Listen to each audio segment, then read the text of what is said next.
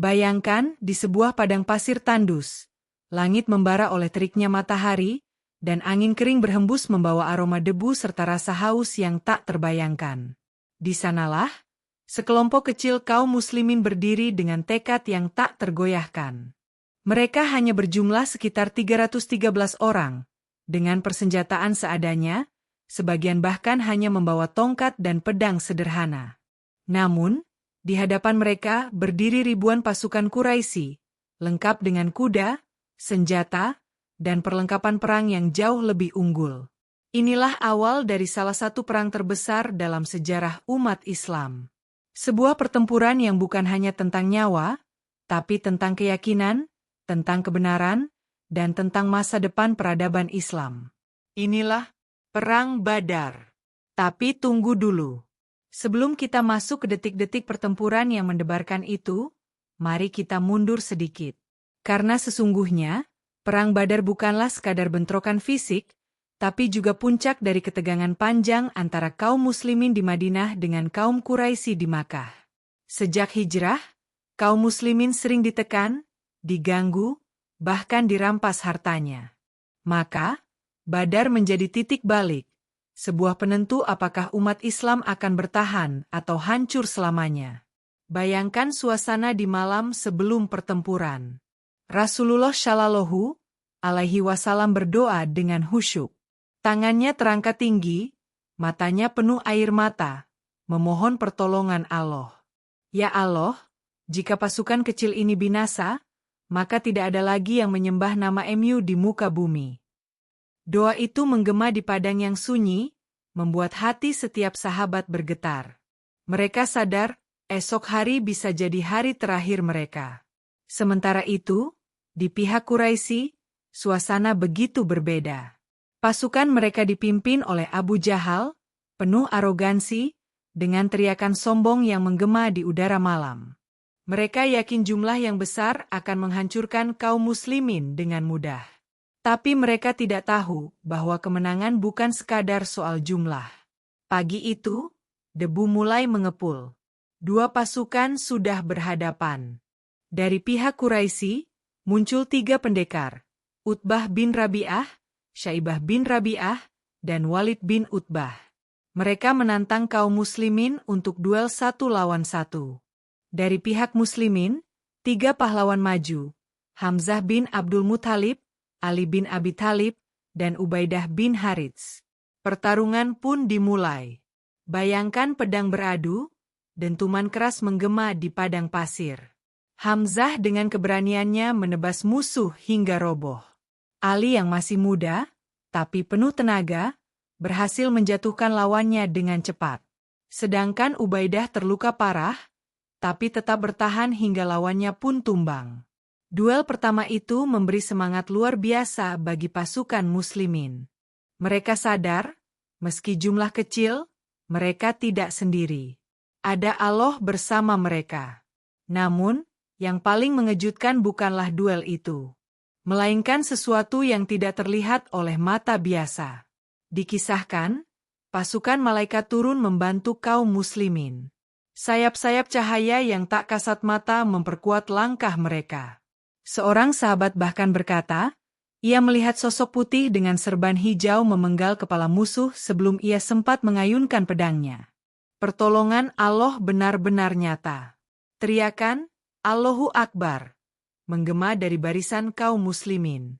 Mereka menyerbu dengan semangat yang tak terbendung. Sementara itu, wajah-wajah musyrikin Quraisy mulai berubah pucat. Yang semula angkuh, kini panik. Debu perang menutupi matahari, teriakan dan jeritan bercampur menjadi satu.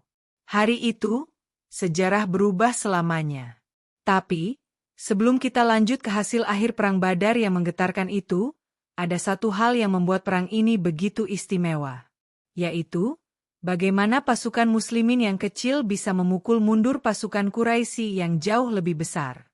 Apa rahasianya? Apa yang sebenarnya terjadi di medan perang itu? Dan apa pelajaran besar yang bisa kita ambil darinya? Jawabannya akan segera kita ungkap.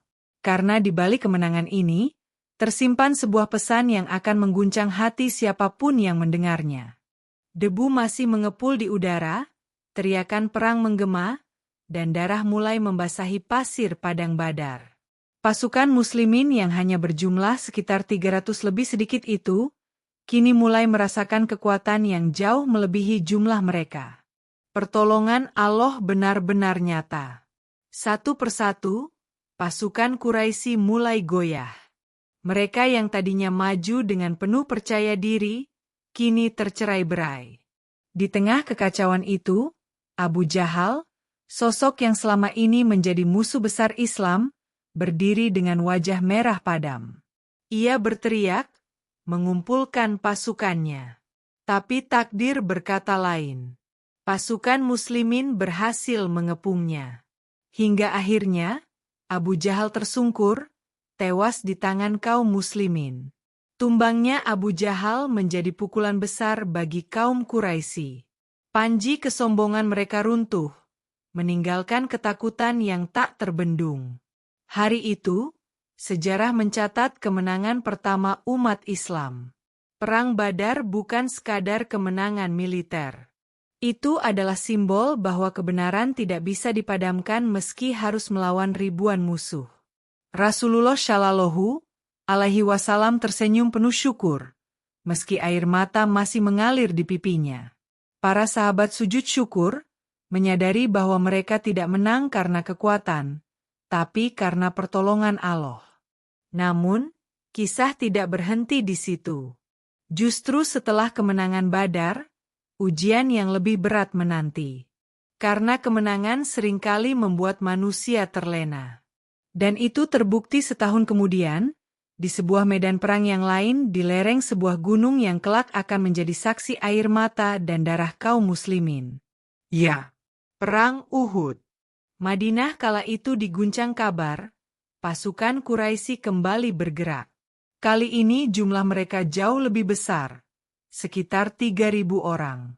Mereka datang dengan tekad membalas dendam atas kekalahan di Badar. Rasulullah Shallallahu Alaihi Wasallam bersama sekitar 700 sahabat keluar menuju Gunung Uhud. Bayangkan suasana itu, suara kuda, derap langkah kaki, dan wajah-wajah sahabat yang penuh dengan tekad, meski dalam hati mereka ada rasa was-was. Rasulullah memberi instruksi penting kepada pasukan pemanah yang ditempatkan di sebuah bukit kecil. Beliau berkata dengan tegas, "Jangan tinggalkan posisi kalian. Apapun yang terjadi, baik kami menang atau kalah, tetaplah di tempat kalian." Itu bukan sekadar perintah biasa. Itu adalah kunci keselamatan pasukan muslimin. Pertempuran pun dimulai.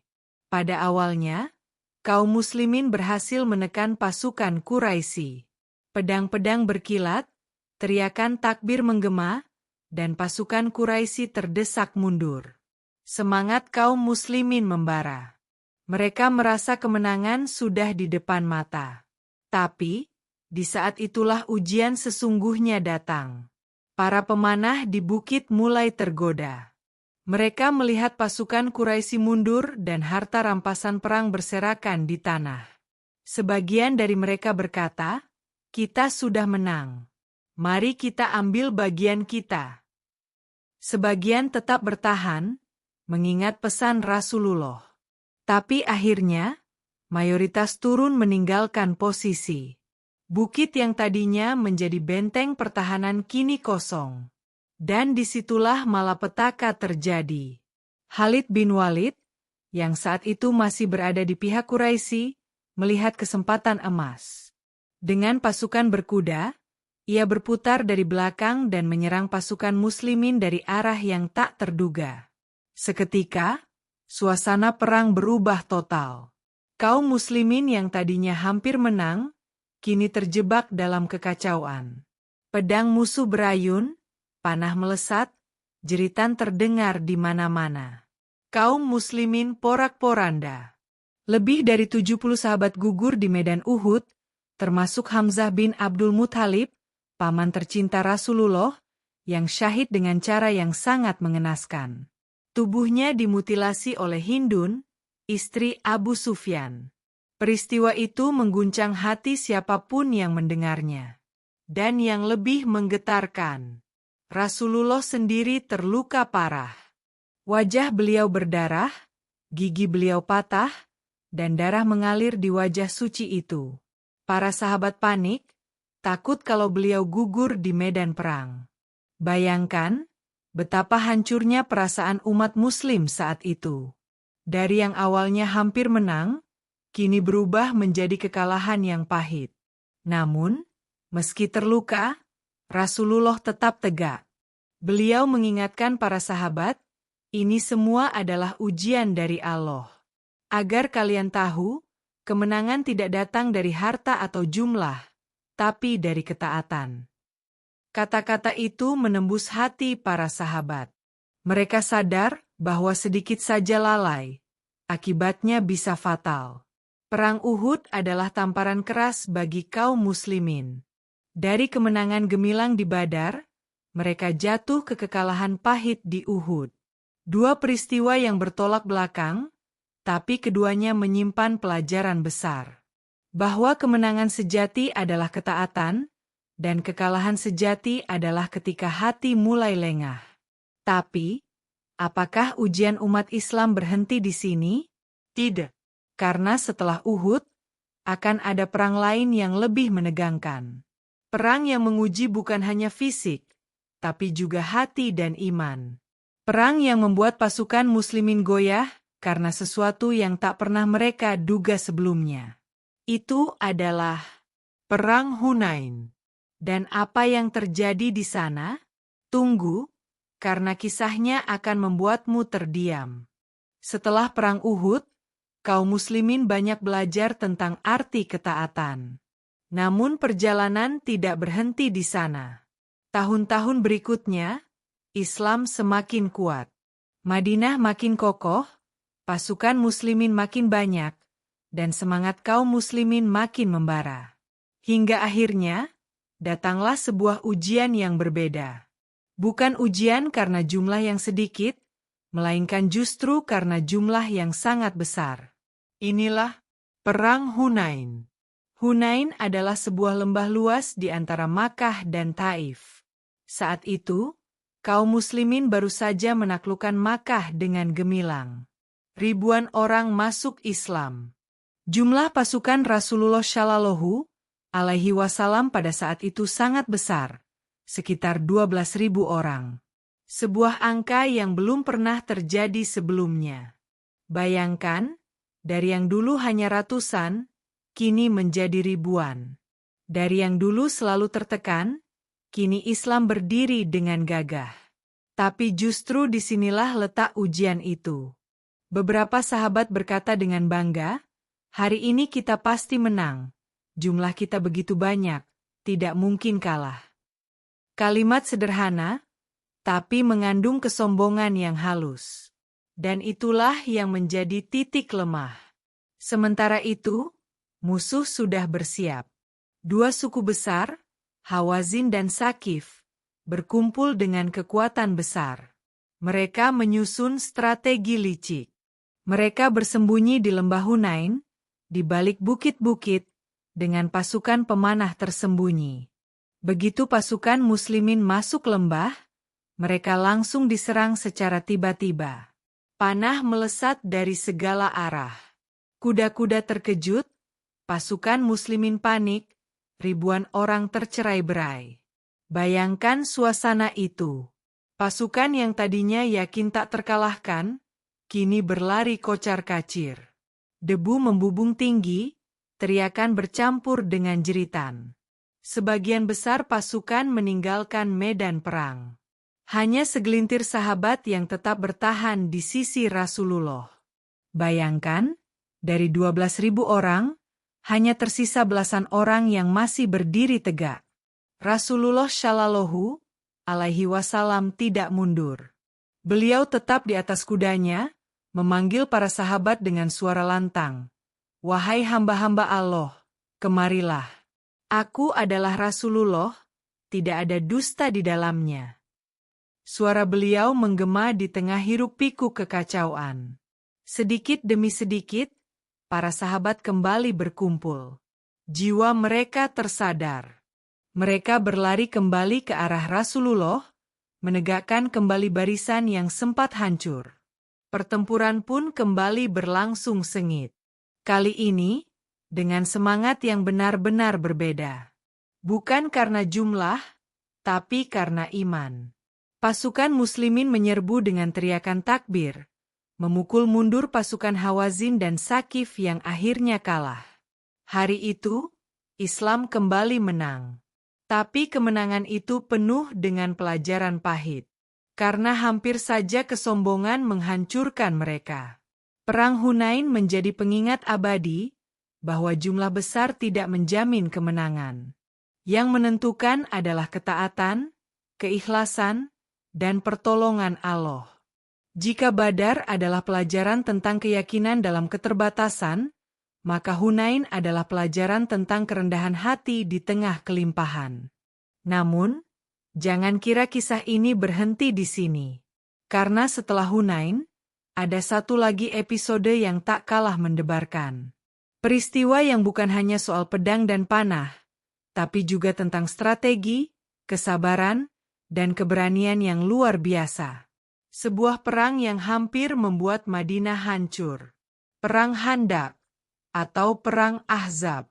Bagaimana ribuan pasukan koalisi mengepung Madinah, dan bagaimana kaum muslimin bertahan dalam ketakutan yang luar biasa? Itu akan segera kita bahas. Setelah Hunain, umat Islam semakin matang dalam menghadapi ujian. Namun, ancaman dari Quraisy dan sekutu-sekutunya belum berhenti. Justru mereka merencanakan sesuatu yang jauh lebih besar.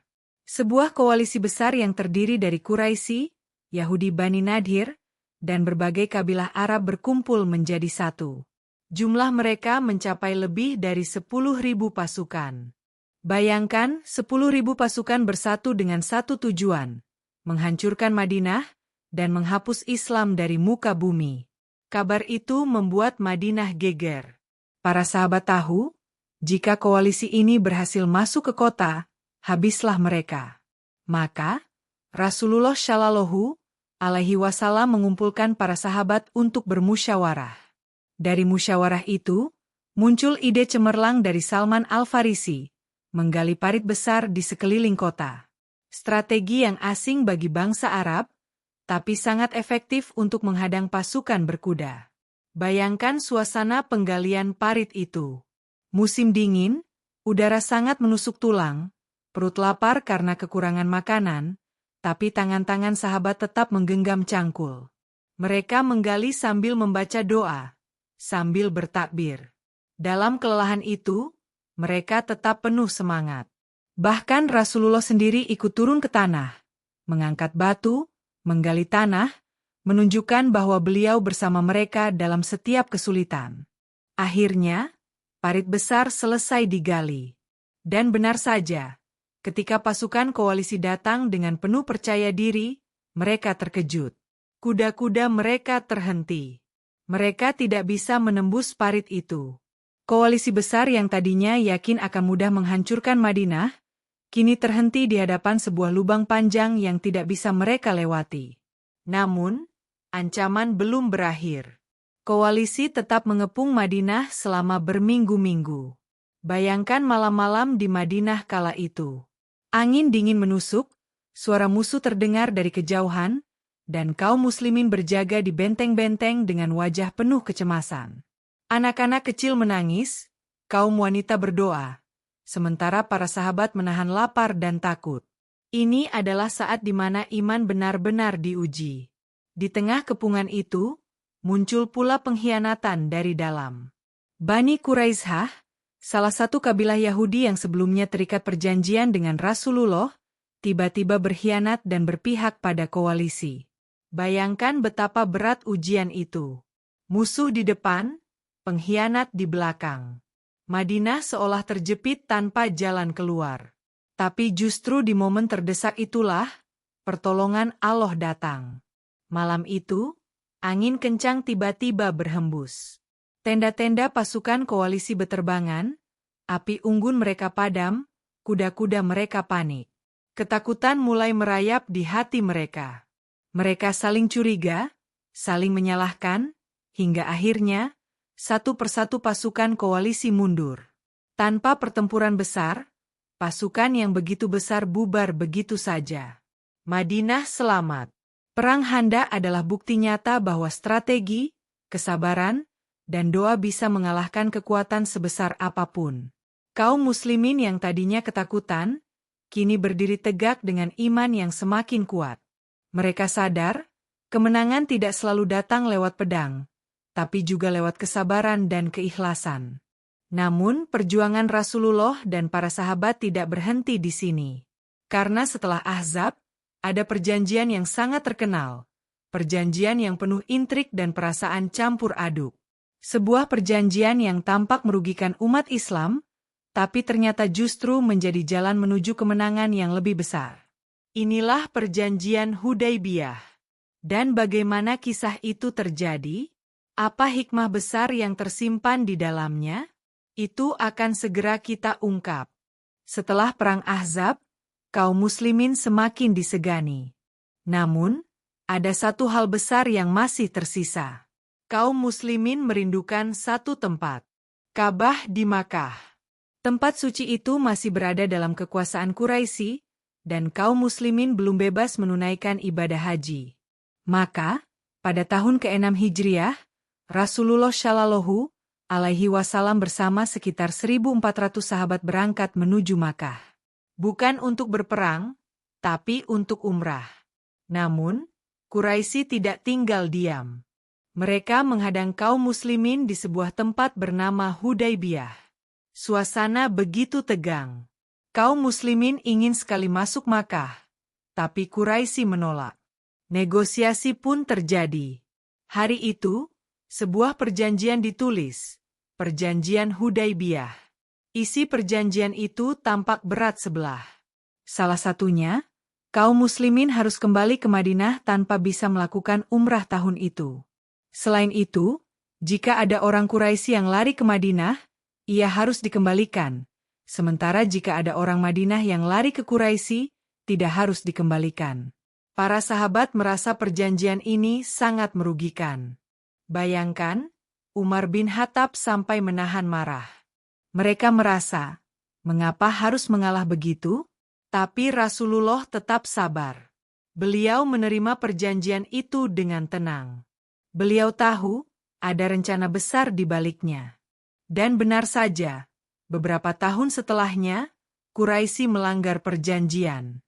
Itu menjadi titik balik. Rasulullah bersama ribuan sahabat berangkat menuju Makkah, bukan lagi sebagai pihak yang tertindas, melainkan sebagai pemenang. Hari itu, Makkah menyaksikan peristiwa paling bersejarah, Fathu Makkah. Bayangkan ribuan pasukan muslimin memasuki kota dengan wajah tenang, tanpa teriak-teriak arogan, tanpa menebar teror. Rasulullah menundukkan kepalanya di atas untanya, penuh kerendahan hati. Tidak ada balas dendam, tidak ada pertumpahan darah besar. Justru, beliau berkata kepada Quraisy yang dulu menyiksanya, "Pergilah, kalian semua bebas." Kata-kata itu membungkam hati yang paling keras sekalipun. Ka'bah dibersihkan dari berhala. Suara takbir menggema di seluruh kota. Inilah momen yang membuat Islam berdiri tegak di tanah kelahirannya. Dari sebuah kaum kecil yang dulu diusir, kini kembali sebagai pemenang yang penuh ampunan. Tidak ada kemenangan yang lebih indah daripada kemenangan yang disertai maaf. Namun, setelah penaklukan Makkah, perjuangan belum selesai. Justru setelah kemenangan besar ini, ujian berikutnya datang. Masih ada suku-suku yang menolak tunduk, masih ada perlawanan yang harus dihadapi. Dan salah satu pertempuran setelah itu menjadi salah satu perang paling menentukan. Tabuk. Sebuah ekspedisi panjang di tengah panas gurun yang membakar, penuh lapar, haus, dan kesulitan. Bagaimana umat Islam melewati itu? Dan apa pelajaran besar yang tertinggal? Jawabannya akan segera kita bahas di bagian terakhir. Setelah penaklukan Makkah, kaum muslimin seakan berada di puncak kejayaan. Tapi Allah masih menyiapkan satu ujian terakhir yang begitu berat. Bukan ujian pedang dan tombak, melainkan ujian kesabaran, keteguhan, dan ketulusan hati. Ujian itu bernama Perang Tabuk. Tabuk adalah sebuah ekspedisi panjang ke arah utara, mendekati wilayah Romawi. Kabar tersebar bahwa pasukan Romawi sedang menyiapkan kekuatan besar untuk menyerang kaum muslimin. Rasulullah Shallallahu Alaihi Wasallam mengajak kaum muslimin untuk berangkat menghadapi ancaman itu. Namun kali ini, ujian datang dari sisi yang berbeda. Musim itu adalah musim panas terik. Padang pasir terbakar oleh sinar matahari, panas menyengat kulit, dan debu gurun masuk ke dalam paru-paru. Perjalanan menuju Tabuk begitu jauh, penuh rasa lapar dan haus. Banyak sahabat yang tidak mampu menyediakan kendaraan atau bekal. Ada yang menangis karena ingin ikut, tapi tidak punya apa-apa untuk berangkat. Mereka dikenal sebagai Bakaun, para penangis, karena tangisan mereka terdengar ketika tidak bisa ikut berjuang. Bagi yang berangkat, perjalanannya sangat melelahkan. Air sedikit, makanan terbatas, dan jarak sangat jauh. Ada sahabat yang hanya mendapat seteguk air untuk beberapa orang. Mereka menahan lapar berhari-hari, tapi tetap berjalan, demi taat pada panggilan Rasulullah. Dan apa yang terjadi? Ketika pasukan muslimin tiba di Tabuk, ternyata pasukan Romawi tidak muncul. Tidak ada pertempuran besar. Tapi justru itulah intinya.